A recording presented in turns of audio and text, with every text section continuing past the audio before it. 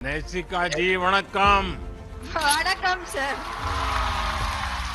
नीरज राम राम। और कैसे हो? मैं तेरे जैसा ही हूँ। है ठीक है जी। ನರೇಂದ್ರ ಮೋದಿ ಸೂಜಿಗಲ್ಲಿನಂತೆ ಸೆಳೆದುಕೊಳ್ಳುವ ವ್ಯಕ್ತಿತ್ವ ಅನ್ನೋದರಲ್ಲಿ ಅನುಮಾನವೇ ಇಲ್ಲ. ಅದಕ್ಕೇನೆ ಅವರು ಗ್ಲೋಬಲ್ ಲೀಡರ್. ಭಾರತದಲ್ಲಿ ಬೇರೆ ಬೇರೆ ಭಾಷೆಗಳ ವೈವಿಧ್ಯತೆಯನ್ನು ಕೂಡ ಅಲ್ಲಿಗೆ ಹೋದಾಗ ಅಲ್ಲಿಯ ಭಾಷೆಯಲ್ಲಿಯೇ ಮಾತಾಡಿ ಎಲ್ಲರನ್ನ ಸೆಳೆಕೊಳ್ಳೋದು ನರೇಂದ್ರ ಮೋದಿಯ ಸ್ಪೆಷಾಲಿಟಿ. ಇದು ಪಾರ್ಲಿಮೆಂಟ್ನಲ್ಲಿ ನಡೆದಂಥ ಸ್ಪೋರ್ಟ್ಸ್ ಫೆಸ್ಟಿವಲ್ನಲ್ಲಿ ಕೂಡ ಯುವ ಪ್ರತಿಭೆಗಳನ್ನು ಮಾತನಾಡಿಸುವ ಸಂದರ್ಭ ಸಾಕ್ಷಿಯಾಯಿತು ನರೇಂದ್ರ ಮೋದಿ ಮಾತುಗಳು.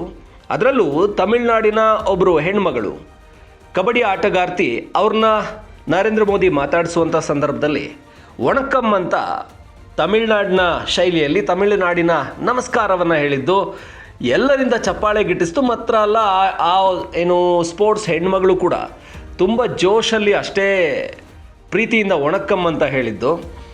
ಇದು ನರೇಂದ್ರ ಮೋದಿಯವರ ಅವರ ಒಂದು ಟೋಟಲ್ ವರ್ಸಟೈಲ್ ಆದಂಥ ವ್ಯಕ್ತಿತ್ವ ಏನಿದೆ ಅದನ್ನು ತೋರಿಸುತ್ತೆ.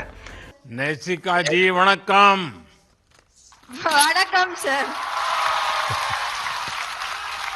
ಹಾಗೆಯೇ ಹಿಂದಿ ಮೂಲದವರು ಬಂದಾಗ ರಾಮ್ ರಾಮ್ ಅಂತ ಹೇಳುವಂಥದ್ದು, ಇದನ್ನೆಲ್ಲ ನರೇಂದ್ರ ಮೋದಿ ಯಾವ ಭಾಷೆಯವರು ಯಾವ ಭಾಗದವರು ಅಂತ ಅರ್ಥ ಮಾಡ್ಕೊಂಡು ಅವರಿಗೆ ರೆಸ್ಪಾಂಡ್ ಮಾಡ್ತಾರೆ. ಅಂದರೆ ಇಷ್ಟು ವೈವಿಧ್ಯತೆ ಇರುವಂಥ ದೇಶದಲ್ಲಿ ಆಯಾ ಭಾಗದ ಜನರಿಗೆ ಅವರವರದ್ದೇ ಭಾಷೆಯಲ್ಲೇ ಮಾತಾಡಿದ್ರೇ, ಮತ್ತು ಇಷ್ಟು ವೈವಿಧ್ಯತೆ ಇರುವಂಥ ದೇಶದಲ್ಲಿ ಆಯಾ ಭಾಗದವರಿಗೆ ಆಯಾ ಭಾಷೆಯಲ್ಲಿ ಮಾತಾಡಿದ್ರೇ ಆ ಹೆಚ್ಚು ಪ್ರೀತಿ ಬರೋದಕ್ಕೆ ಸಾಧ್ಯ.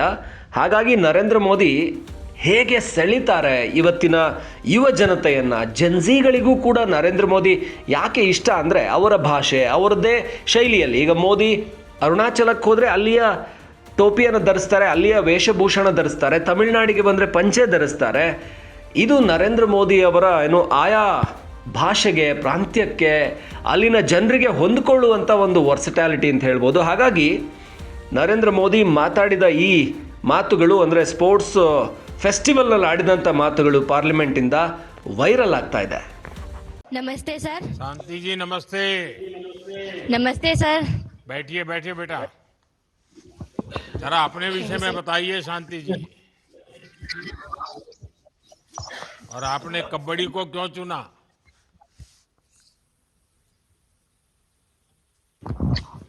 सर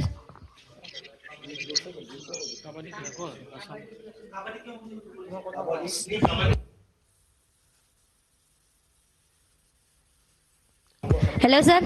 हाँ शांति जी, मुझे सुनाई दे रहा है बेटा, बोलो बेटा। सर क्वेश्चन फिर से बोलिए।